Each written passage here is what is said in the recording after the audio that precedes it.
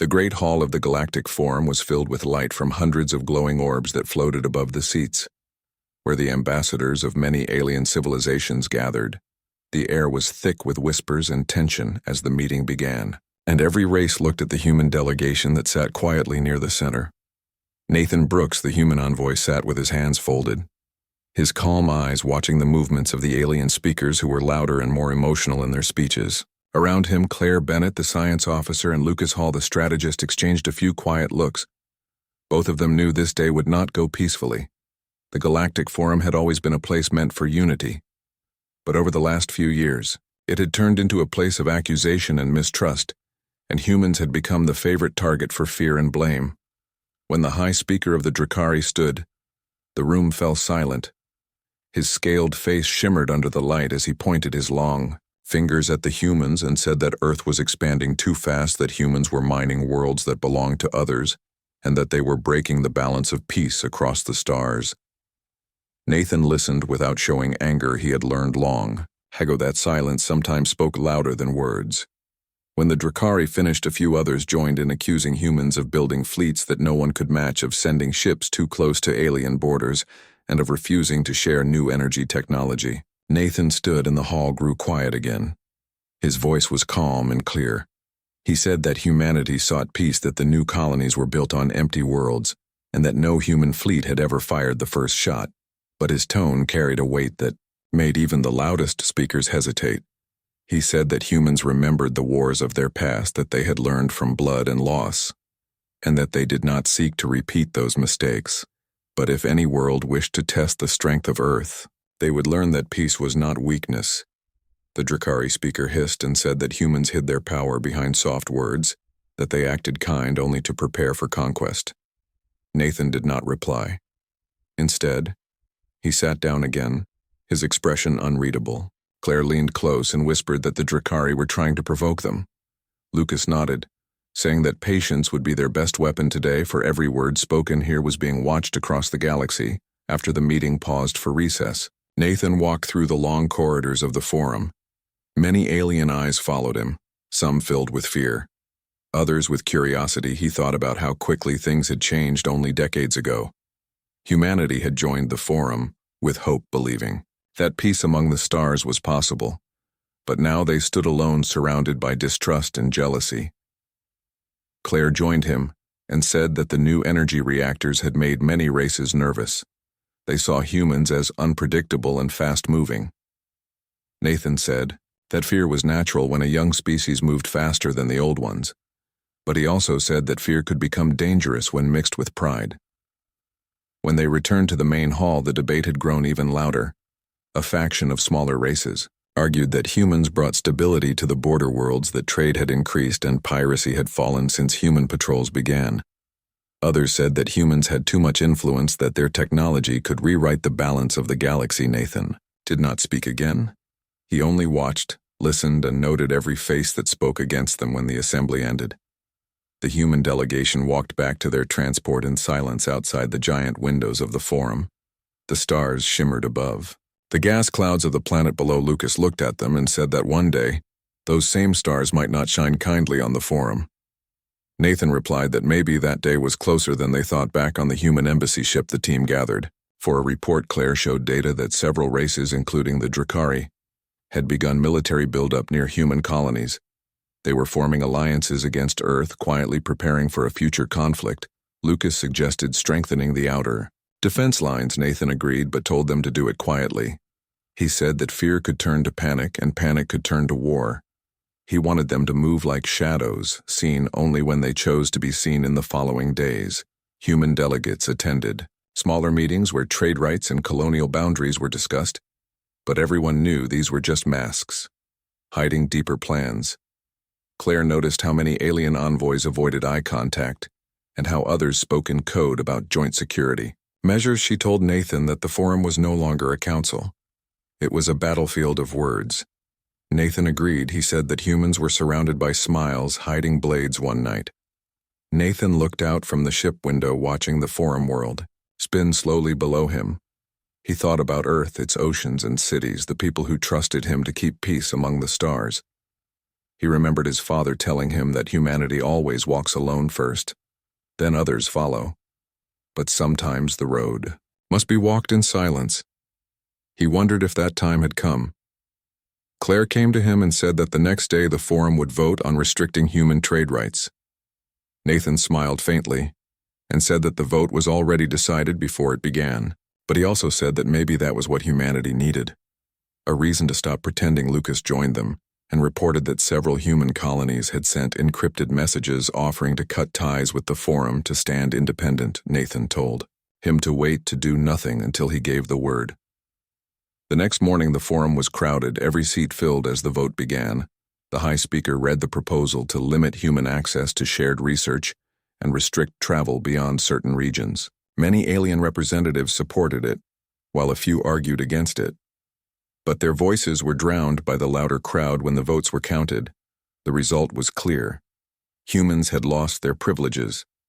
Nathan stood slowly and asked to speak one. Last time the hall went silent, he looked around and said that humanity came to the stars not to conquer but to learn, but that they would never bow to fear or be chained by the jealousy of others.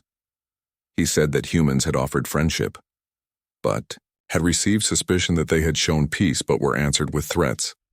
Then he said that humans would remember this day and act accordingly. His words were calm, but carried a deep warning. When he finished, he walked out, followed by Claire, and Lucas. No one stopped them.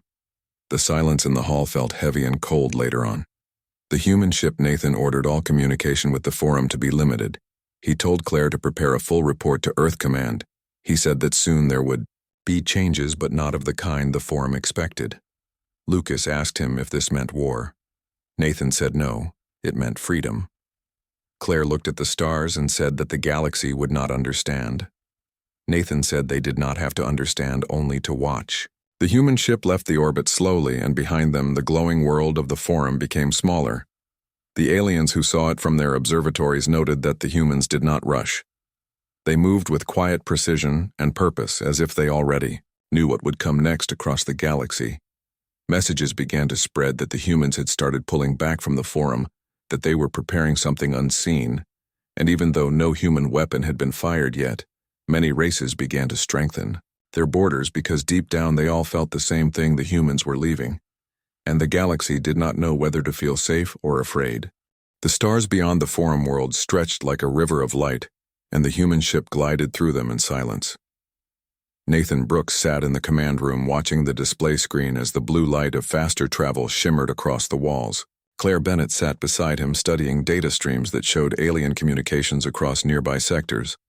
The Drakari fleets were moving again near the human colony on Vesta Prime, and several unknown signals had been detected in nearby space.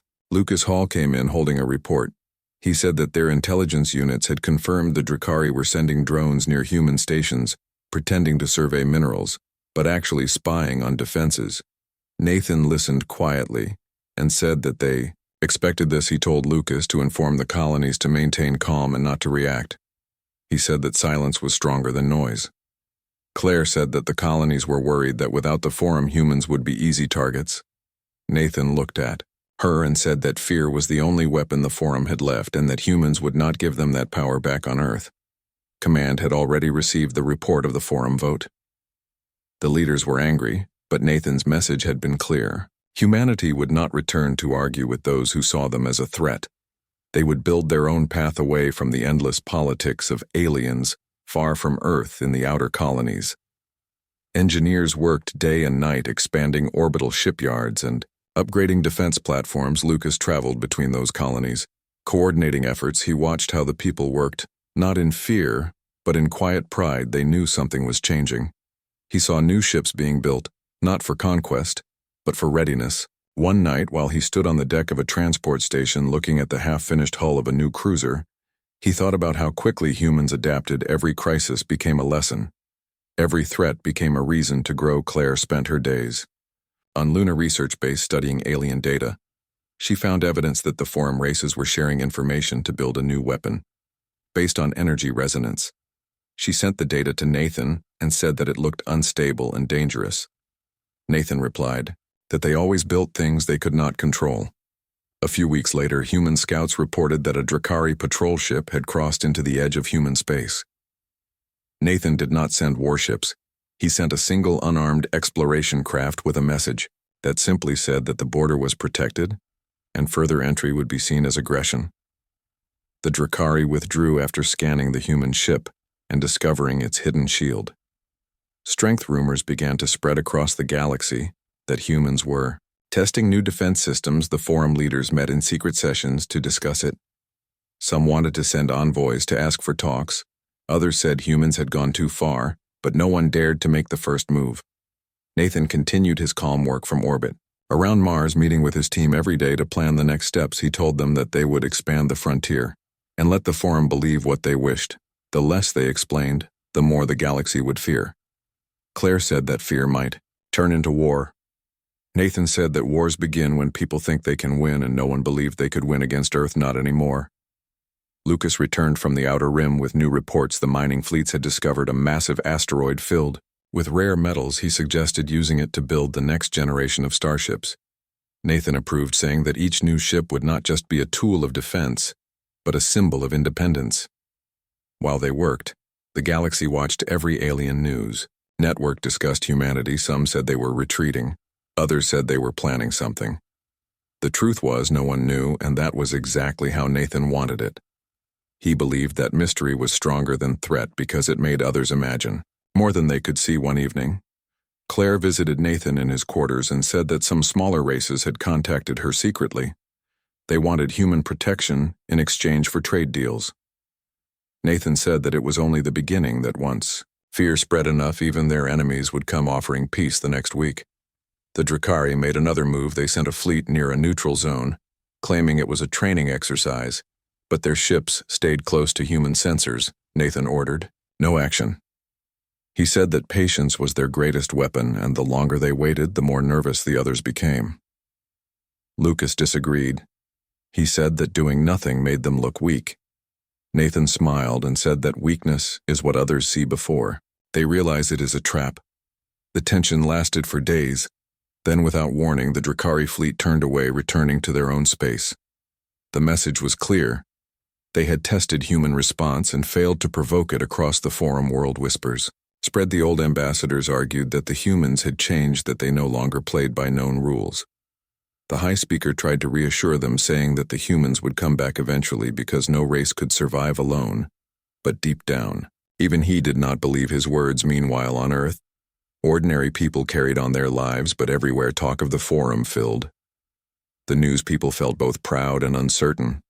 Proud that humans stood on their own, but uncertain what that would mean for peace. Nathan spoke to Earth Command through secure channels. He said that the time of being one voice in a crowd was over. Now they would be their own chorus, their own law. His words spread quietly through the colonies and were repeated by workers, soldiers, and explorers. They called it the Silent Doctrine, meaning that humans would speak less and act more far from human space. Other races began building more ships. Alliances formed between old enemies out of fear of what humans might do. Some of them tried to send spies into human territory, but none returned. One captured ship was found drifting empty near Jupiter. Its systems fried, its crew gone.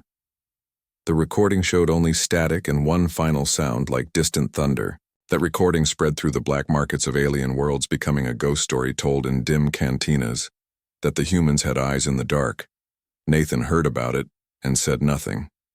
He let the myth grow, because he knew that fear kept peace better than treaties. One day, Claire came to him with a report that shocked even her. She had intercepted a coded message from a group within the forum, planning to create a joint strike force if humans continued to expand. Nathan read it, and then said quietly that the forum was digging its own grave. He ordered the fleet to remain silent and unseen, but to prepare every ship for rapid movement. Lucas asked if they were preparing for war. Nathan said no, they were preparing for choice. He knew that one day soon the forum would cross the line, and when that happened, humanity would not argue, they would act. The days passed, and the galaxy kept watching. Human ships moved like shadows along the borders, calm, steady, and disciplined. The Drakari fleets withdrew deeper into their own zones, and the other races began to question if confronting Earth was wise. Nathan stood again by the window of his command ship, looking at the stars that stretched endless before him, and said quietly that the Forum still believed humans needed them, but soon they would learn that the galaxy needed humans more than humans ever needed the galaxy. The message that humans had left the Forum spread through every known system, and across every world and station. The news channels repeated the story again and again, saying that the humans had abandoned diplomacy and cut all ties with the old galactic order. The Great Hall of the Forum stood silent for the first time in centuries. The alien representatives argued among themselves, but without the human voice, their words felt smaller, less certain. Nathan Brooks had already returned to Earth, where he stood before the Council of World Leaders explaining the new direction. He told them that leaving the Forum was not surrender, but freedom. He said that humanity had given enough of its voice to others, and now it was time to listen.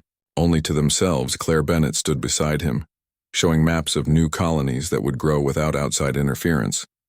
Lucas Hall provided security reports explaining that human fleets were now positioned across the outer rim, ready for any movement from hostile races. The Council agreed with Nathan, but they also worried about what would come next.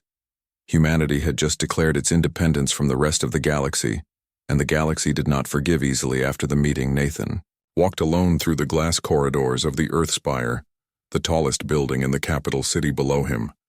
The lights of the city shone bright against the night sky.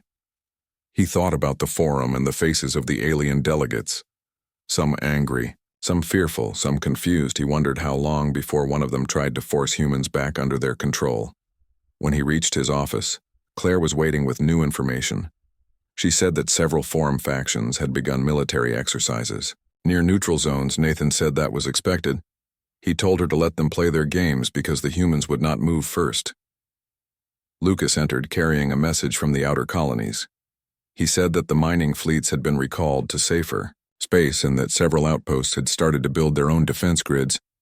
Nathan told him that they should continue and prepare for self-reliance because the old system of shared defense was over for good. As the weeks passed, the galaxy grew. Restless ships moved, armies gathered, and words turned sharper each day without human presence. The Forum began to split into smaller groups, each blaming the other for the instability. Some worlds demanded peace. Others demanded war. The High Speaker of the Drakari made a speech saying that humanity's departure was a threat to order, and that the Forum must act before humans became too powerful again. Nathan watched that speech from his office and simply smiled. He told Claire that fear was their strongest message, and that they did not even have to send it themselves on Mars. The great shipyards continued to build new cruisers. Their engines burned bright in the dry red sky. Workers sang old Earth songs as they built the ships. They said that the stars belonged to them now, and that no one could tell humans where they could go. Lucas traveled there to inspect the progress. He walked along the lines of steel and energy conduits, feeling the vibration of engines ready to wake. He knew that soon these ships would not only defend Earth but also carry the message of human strength to every corner of the galaxy. While the humans prepared, the Forum became desperate. They sent messages requesting talks. They said that misunderstandings had grown too large, that peace must be restored, but no human voice answered. Nathan told his people to remain silent and let the silence speak, because every unanswered message made them more nervous. Some alien traders still came to human stations. They brought goods and stories. They spoke in whispers about how the Forum was losing control. One trader told Claire that some worlds had already left the Forum fearing collapse. She told Nathan, and he said that was the beginning of the end for the old order far from the center of the galaxy. Human explorers reached new systems rich in resources. They planted new flags and sent messages back to Earth, saying that the frontier was wide open again. These were worlds untouched by any Forum claim, and soon new settlements began to grow. Their families left the old colonies to start fresh under a sky that no alien law could touch. One evening, Nathan stood at the window of the command center on Luna. He looked at the blue Earth rising over the horizon and said quietly that freedom always begins with silence. Claire, who stood beside him, said that silence could also lead to war. Nathan replied that peace forced through fear was still peace, as long as no one fired the first shot. Lucas entered with news that a small Drakari fleet had entered a neutral zone near human territory. Nathan told him to send a single message. Tell them that humans see everything, and then nothing more. Hours later, the Drakari fleet retreated. No, one could explain why, but sensors showed a shadow near their ships, a faint signal that made them panic. No one outside the human command knew what caused it. Rumors spread that humans had developed invisible weapons that could destroy fleets without a sound. The truth remained hidden. Nathan encouraged those rumors because he understood that mystery kept enemies far better than guns kept them in line. The forum, meanwhile, began to fall apart. Smaller factions began leaving and forming their own councils, each claiming to represent the true voice of unity. But none could agree even among themselves. The galaxy that once prided itself on order, now drowned in uncertainty and fear, all while humanity watched from the shadows. Claire continued, her research improving human communication systems and developing faster drives that could make human ships travel farther than any other race. Lucas trained the fleet with precision, turning them into a force that could appear and vanish without warning. Nathan oversaw it all with quiet patience, every move measured, every plan made not for war, but for survival. One night he received a personal message from an old alien diplomat who had once been a friend. It said that the forum was preparing a new vote to declare humans a rogue species that must be contained. Nathan read it slowly and then deleted it without a word. He called Claire and Lucas and told them that from that moment, humans would no longer send or receive any diplomatic signal from the forum. He said that from now on, humanity would exist beyond their reach, beyond their control, and beyond their fear. The next morning, the human communication network went silent. Every relay that once carried forum messages shut down, and for the first time in centuries, the galaxy lost contact with Earth. Panic spread among the alien powers. They sent ships to human borders, but none dared to cross the invisible line. They sent drones, but none returned. The humans had vanished into their own space, and that silence terrified the galaxy more than any threat could across the alien worlds. People spoke in hushed tones, saying that the humans had become ghosts, that they were preparing something unimaginable. In truth, humanity was simply working building. Growing, Nathan stood again before the Council on Earth and told them that they had entered a new age. He said that the galaxy was now divided between those who feared and those who acted, and that humanity would always choose to act. The council members nodded their approval, and one by one they signed the Declaration of Independence from the forum. It was a document written in simple words, but its meaning shook the stars. It said that humanity would decide its own destiny, without permission, without apology, without hesitation. Nathan watched the signatures appear and said that the galaxy would learn soon enough what it meant. When humans walked alone, he looked out the great window of the chamber where Earth glowed blue and alive against the black of space, and said that this time they would not be part of history, they would write it themselves. Across the galaxy, silence had become the loudest sound, and the name of Earth had become a shadow that made even the strongest races speak softly. Every message that came from the forum was ignored. Every scout sent near human space disappeared without trace, and every rumor about what humans were building grew larger.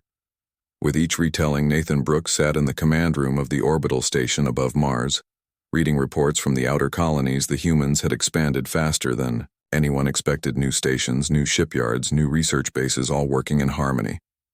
Without a single request for help from the outside, Claire Bennett came in with a data pad showing the latest communication logs.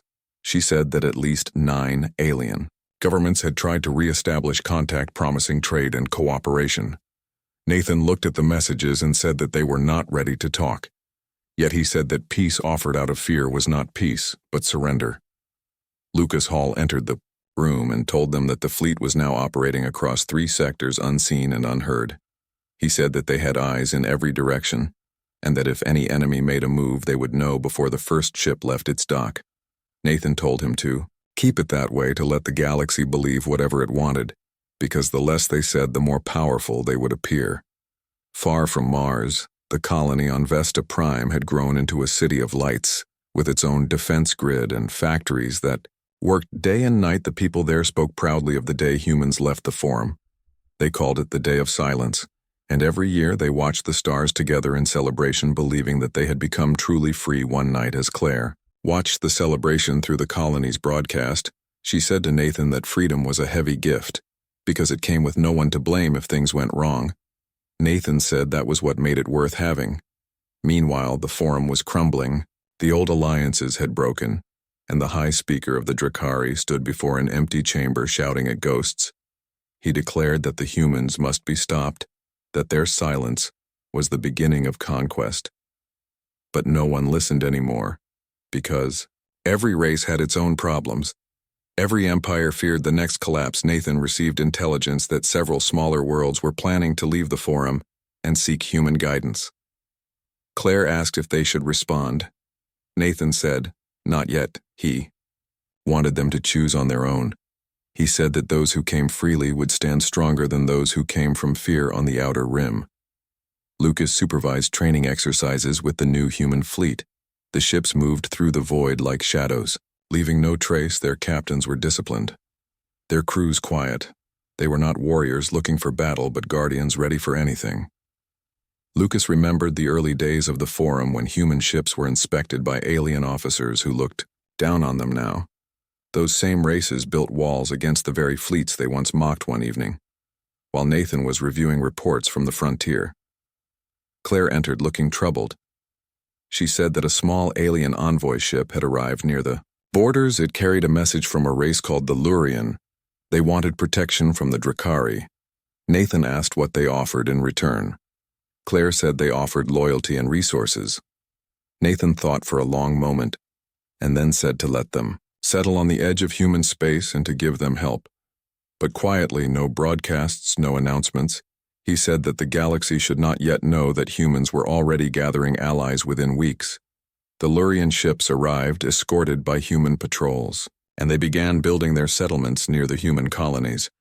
They told stories of the forum's corruption and greed, and how they feared that one day the Drakari would come for them.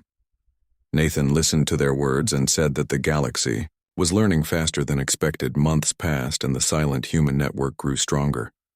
New technologies were born, energy fields that could hide entire stations from scanners, drives that could make ships vanish from sensors in seconds. Humans shared nothing with outsiders, yet everyone could see that something great was forming in the dark. The Drakari tried again to test human space, sending spy drones near the borders, but none returned their sensors, recorded flashes of light, and then nothing. The Drakari Council grew afraid and called a secret meeting with other races. They proposed to form a new alliance, not for peace, but for defense against humans. Nathan knew of this through intercepted transmissions. He told Claire and Lucas that the galaxy was gathering not for unity but for fear.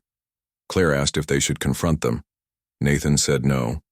He said that when fear gathers too tightly, it collapses under its own weight, and that humans would only need to wait and watch back. On Earth, the people had changed. They no longer looked to the stars with wonder, but with confidence. They saw the stars as their inheritance, and every new discovery as proof of their place in the galaxy. Children learned about the time before the forum as an old story, something distant and strange, and parents told them that the silence of humanity was the reason they could sleep safely at night. Nathan visited one of the education centers and spoke to the young students. He told them that strength was not in weapons but in will, that silence was not weakness but the power to choose when to speak and when not to speak. His words spread across the colonies, and soon people began repeating them as a kind of quiet oath.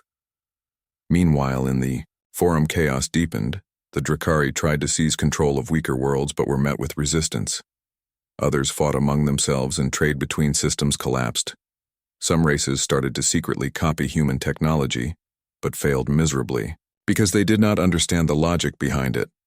Nathan learned of these attempts and said that imitation without understanding was a kind of blindness.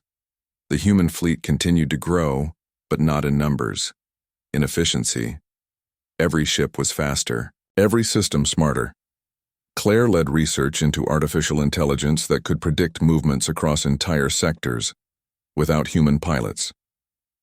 Lucas used those systems to plan strategies that no alien could comprehend.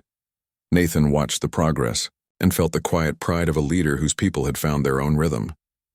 The galaxy, however, grew darker. Trade routes vanished. Communication lines fell silent, and the forum's influence faded to a whisper. Then one day Claire came to Nathan With news that shocked her, she said that the Drakari had begun building a massive fortress on the edge of neutral space. It was large enough to house fleets. Nathan listened and said calmly that they were afraid of ghosts because the humans had done nothing yet, but the galaxy acted as if they had already conquered it. Lucas suggested striking the fortress before it was complete. Nathan refused. He said that they would not start wars. They would let fear do the fighting for them weeks later. The Drakari fortress exploded. No one knew how or why. Some said it was sabotage, some said it was human weapons, but there was no proof. Nathan ordered silence. He said that sometimes truth was stronger when it was never spoken after that explosion. The rest of the galaxy stopped moving. Every race began to hold its breath, waiting for what humans would do next. Nathan looked out at the stars and said that the galaxy had learned its lesson, that silence could be more terrifying than war, and that soon the old forum would be nothing more than a memory of how the galaxy once tried to control humanity, but failed because humans had learned to stand alone and make the galaxy watch in fear. The galaxy had changed quietly and no one fully understood it. Yet humans moved among the stars with a calm that unsettled every alien race. Nathan Brooks stood in the command room of the central station above Earth, watching reports from every colony. The human network had grown so vast that every corner of known space had a trace of their presence, yet nothing was forced or displayed. Claire Bennett moved beside him, showing maps of the outer colonies, new settlements, and hidden research. Hubs Lucas Hall came in with reports that the Drakari had retreated deeper into their own space, and that the other forum races were divided and confused. Nathan said that was how it should be. He said that humans did not need to fight to be feared, only to exist in a way that the galaxy could not ignore. In the outer rim, the colonies thrived. Families built new homes. Miners worked the rich asteroid belts, and scientists explored planets untouched by previous empires. The people no longer feared attacks because they trusted that the human fleets watched silently, ready to respond. But only when necessary. Children learned to navigate star charts and understand the history of the forum. They asked questions about old ambassadors and alien wars. Nathan visited one colony and spoke to the children. He told them that strength is not measured by weapons alone, but by will and patience. That sometimes the greatest power is to stand quietly and wait. That humans had learned to move like the stars themselves in space. The fleet continued to expand. Ships with new engines capable of incredible speed appeared seemingly out of nowhere. Patrols moved without announcement or pattern. Every fleet commander was trained to anticipate and respond without showing force unless provoked. The technology was advanced, but it was also simple. Humans valued efficiency over flash, and every system operated quietly without unnecessary attention, while the galaxy speculated. Nathan, Claire, and Lucas focused on planning long-term security and exploration. They sent small, unarmed vessels to investigate distant star systems. That no other race dared enter. These ships returned with data and resources that gave humans more independence. Each discovery was celebrated quietly, but the effect was felt across the galaxy. Messages from alien traders and spies suggested that humans were growing in ways no one could predict. One day, a small group of alien diplomats approached a human station on the edge of the frontier. They requested a meeting with Nathan. They said they wanted protection from the Drakari and offered trade and loyalty. Nathan listened but did not commit immediately. He told them to observe quietly and understand that humans acted only when necessary. The diplomats were left impressed by the calm control they saw, and they returned to their world, spreading stories about human discipline and patience across the black markets and trading hubs. The forum continued to weaken. Without human presence, disputes grew louder. Alliances collapsed, and every empire feared the invisible force they had once ignored. Messages began to arrive at Earth Command from small races seeking guidance or simple advice. Nathan decided that they could assist quietly, giving small improvements, suggestions, and resources, but never interference. The galaxy soon realized that humans were not seeking dominion, but influence through presence and intelligence alone. One evening, while looking at the stars from the orbiting station, Nathan spoke. To Claire and Lucas, he said that the galaxy finally understood that humans were not predictable, that their strength was hidden in silence, and that the fear they inspired was not from weapons, but from purpose. Claire asked if it was enough. Nathan said that the lesson was just beginning. Lucas said that some races might try to challenge them anyway. Nathan smiled and said, "Let them try. Only the foolish would face humans without understanding what that meant across the human colonies. People built new ships, stations, and cities quietly and efficiently. Every achievement was measured not in glory but in capability. The stories of old forum politics and alien arrogance were taught in schools as examples of human patience and strategy. In time, some alien races began sending representatives to study humans quietly, hoping to learn from them. Nathan called these visitors observers, not allies. He said that no race could ever command humans, they could only watch and learn. Months later, reports came that some of the Drakari fleets had begun to shrink, their patrols decreased, and some bases were abandoned entirely.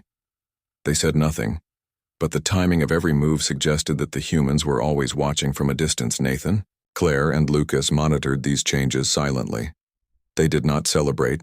They simply recorded and learned. Humans continued to explore the distant reaches of the galaxy, establishing small colonies on planets untouched by the Forum.